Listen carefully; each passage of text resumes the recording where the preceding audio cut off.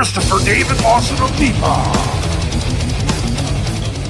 What's up, everybody? Welcome to my channel. Welcome back to my channel if you've been here before. Today I'm doing a little update video. I actually promised an update on my 65 Ford Fairlane. I was hoping to have another video out way back in April, but now it's October, and some things had happened since the last video when I actually some of the work got started on this. If you remember correctly, Dustin, the local guy that was working on my car, actually started a project on the back half of the car, and unfortunately he and his family had to move, which he's actually coming back now. But this is the work he started on. I actually bought another back half of another Fairlane because where he didn't really have anything to weld to on this stuff. So basically what I did is I went online and I looked it up. There's a place in Arizona if you're looking for some older vehicles. He's got a lot of trucks. It's PORR Classics out of Arizona. Very easy guy to work with. Like I said, I ended up buying a whole back half of another car. I'm going to actually have this replaced.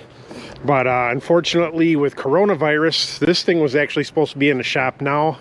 The owner, you know, my last video, like I said, was in February, and this was all set up in March and everything to where this was going to go to the other shop up in Jamestown, New York to get worked on. And with Corona and everything coming up in March of this year, they actually had to shut down. So the only person working in the shop was actually the owner. So they got backed up on it a little bit. He actually has the whole back end of another car that's going to be replacing this. All the sheet metal is going to be gone. I've got some new sheet metal for inside the trunk as well. About the only thing getting reused is actually the trunk lid because that's solid. But as you can see how this is all rotted, and it's actually rotted all alongside the trunk inside there from the old, just from being older. And of course what they used had a lot of like paper and fibers in it, the gasket, so it just got wet and it rotted. But today's video, I know this is a long-winded introduction, but today's video I'm going to show you a little update, some of the work I've been doing. You know, I've been busy with it, you know, the meetup I had this summer, and of course the Sturgis Trip in August. But I started working on it a little bit again once I came back. I'm going to go ahead and show you some of the stuff I've done on it so far. Okay, one of the biggest problems I had, I was overcharging the battery. Actually, this is the third battery I've had in this car in 3 years. I had replaced the alternator with a good alternator. This was new. Everything here, harness wires and everything were new. Regulator and the pigtail was new, but I was still overcharging the battery for some reason, even with new regulator and everything in it. I was actually getting 17 volts at the battery when it was running, which basically it just boiled the battery over. So the one thing I end up doing, you can't get a 65 wiring harness. You would basically have to wire it all up yourself. So I found a wiring harness for a 66 to 67, which is very similar, but yet the connection is a little different. So I went with a more modern style of connection. I can show you some pictures of that and how that works. Here's the new and the old harness. The old harness is junk. There's the new harness. The old plugs. New plug I'm going to use. All the new connectors are pinned, ready to go. Now to do the inside.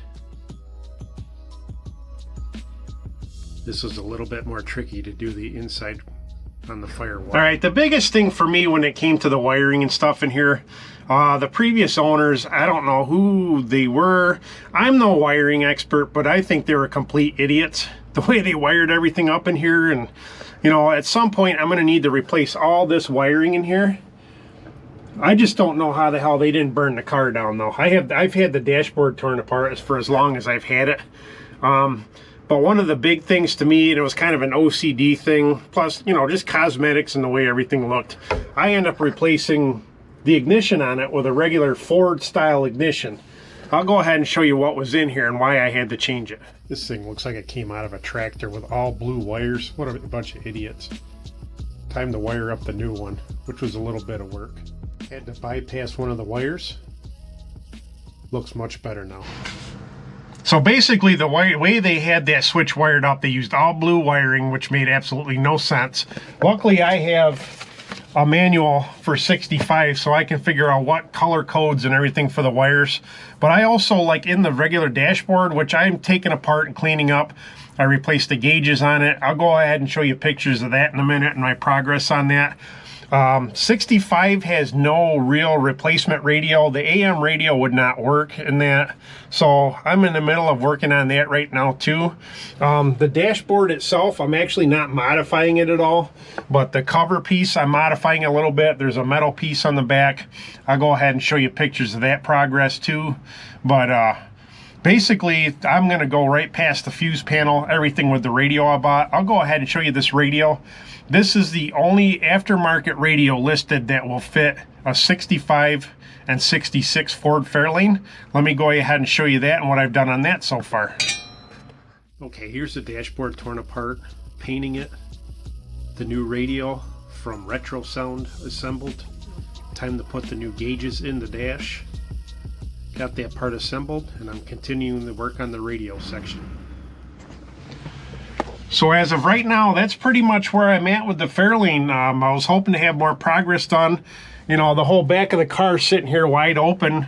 You know, all the ceiling's out now, and basically they got to go through and, you know, most of the inner sheet metal's not too bad a shape as you can see, but it's all got to be replaced. Like I said, after that, pretty much the outside of the car is going to be done as far as sheet metal work. And it took care of the one OCD thing for me. I got the radio stuff ready to go. You know, I'm not going to put it in until the car's ready to put back together, but I'll have all that stuff prepared. Hopefully soon they'll be taking this thing into the shop, you know, get some work done on it. I've already paid the majority of the money for the work that gets done up in Jamestown, New York. The shop's called Vertical Limits Hot Rod. They do excellent work. If you're in the Jamestown, New York area, they do really good work. It's a small shop. Like I said, they only have so much room, and they've been very busy. They actually completely rebuilt a car that was in worse shape than the Fairlane, which is hard to believe. So, and they're going to do the back half of the car, and with any luck, Dustin's actually moving back to this area. He may be the one finishing it up again sometime next year. But that's my plan so far. Just get all this sheet metal work done. Hopefully I'll have the car together. I probably won't have it painted by next year, but I'd like to have all the sheet metal work done and as much as this stuff put back together and all the mechanical stuff done on it. But that's about it for now, and thanks for tuning in.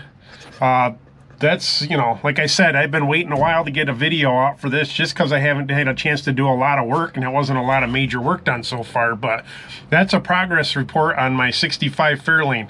Thanks for tuning in again. Bye for now.